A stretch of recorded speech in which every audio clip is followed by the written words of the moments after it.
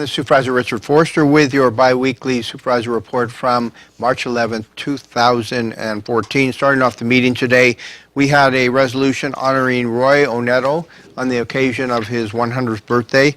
Actual birthday was March 3rd of this year, so thank you to Roy for coming in and letting us help celebrate a little bit late. But Roy was born to Nicola and Rose Ratto Oneto way back when, and his grandfather Giuseppe Oneto and his brothers Stefano and Bartolomeo came from the region of Genoa, Italy. So it's quite a milestone to hit that 100th birthday.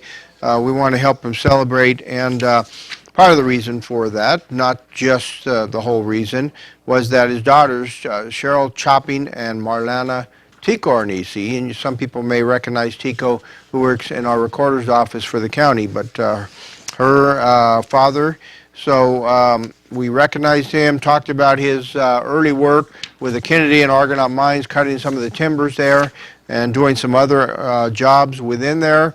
Purchasing his first car in 1937 for $1,100 cash from Stanley Yeager, who was a car dealer in Ione at the time.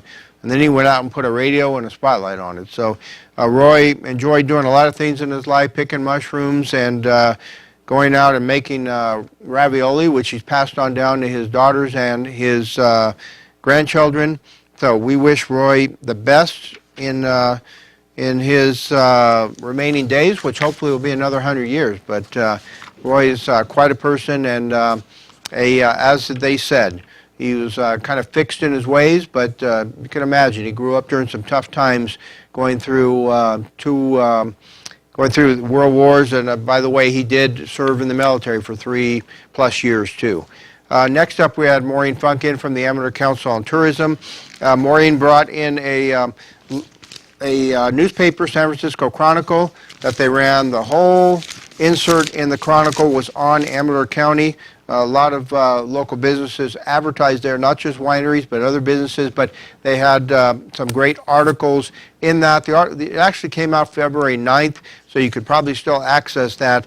But part of the reason for running that article was that for the reason of tourism, and that has generated a lot of interest in Amador County. They're still getting phone calls from people who have the newspaper in hand. That's just one way that they're advertising. They're also doing a lot with other partners, the Gold Country Visitor Association, advertising up in the Reno area with publications there, and they said the Amador County area is getting tremendous hits off those, and they do not call them hits, they call them click-through rates or CTRs. So I guess I have to learn the lingo of the advertising business. But this whole discussion was centered around the use of the 4% that is being dedicated to tourism. And as such, ACT, or Amador Council on Tourism, is getting that 4% from the county. Maureen had a very comprehensive package showing the expenditures, and they are going further, trying to have quantitative results produced for the board. So they're going out and actually they have an RFP out for hiring someone to get those results. So congratulations to Maureen and ACT for doing a good job in expenditure of those taxpayer dollars to try and increase the businesses for tourism in the county, and in essence that increases the sales tax too, which helps us all to operate in the county. Next up, we had our mid-year budget review from Chuck Eiley, our CAO. Things are not looking very rosy in Amador County, but that's true in a lot of counties right now. There are several reasons for that. Just one of them is the issue with PERS, with their smoothing that they have put in place. What this smoothing actually does is going to cost the county in excess of $200,000 a year for about the next 5 years.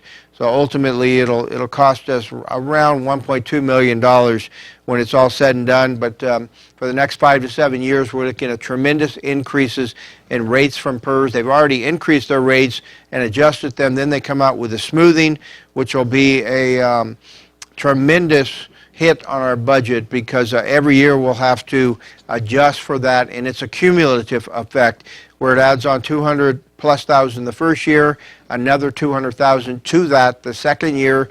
So you're talking $400,000+ the second year, and on until we hit that point where we're eventually carrying close to $1.5 million extra in our budget because of the smoothing and other issues with PERS. So we're going to end up with about a $600,000 deficit in the county. Mr. Eiley believes we can find the money to cut that, whether it's through a consideration of early retirement incentives to avoid layoffs, whether it's monitoring our departments to make sure their budgeting is exactly online, because we don't have any room for error in the budgeting that's going to take place, and calculating costs to the general fund based on actual revenues and actual expenditures. So we're just going to have to keep our belts very tight on this issue, and we'll make it through it. The sales tax is seeing a slight increase this year. The property taxes, we're seeing a slight increase, but it's going to take some time for both of those to come around, and unfortunately most of those increases in sales tax and property tax are being eaten up by those increased PERS costs that we're seeing.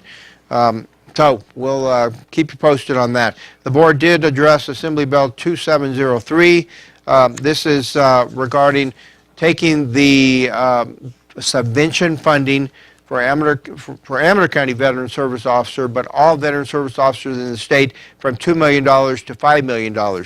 Actually, you can look at it as an investment, because what it does is that $2+ million, about 2.6, that's put into veteran service officers now generates $3.65 billion in federal veteran benefits for California veterans and their dependents.